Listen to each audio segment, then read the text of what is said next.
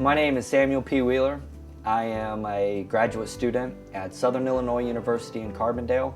I study American history and I specialize in the life of Abraham Lincoln. My interest in Lincoln and his poetry began in 2001 when an independent researcher discovered a poem that we believe Lincoln published anonymously. It sort of captured my imagination.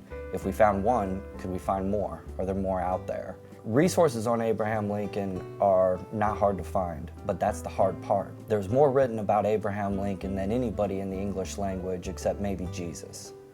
And so the real task in a person who studies Lincoln is to sort of sort through that minefield and find the real treasures.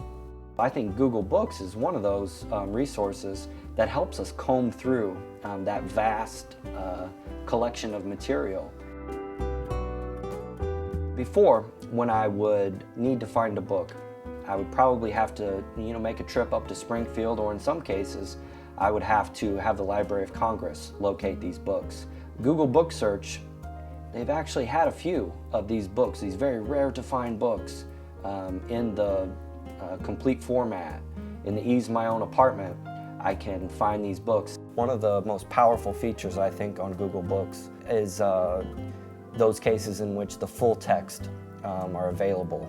I'm able to not only type in keywords and find books and lines that actually pertain to what I'm searching for, but a lot of times I sort of stumble upon similar works that are really useful in my research. It's almost like the search engine, it not only knows what I want, but it knows what's good for me too. Today in 2008, I'm writing a dissertation, and I think I have a tremendous advantage over previous generations of scholars. Google Book Search is one of those research tools that I sort of have in my arsenal. Makes my research more complete, and also makes me look a little smarter than I actually am.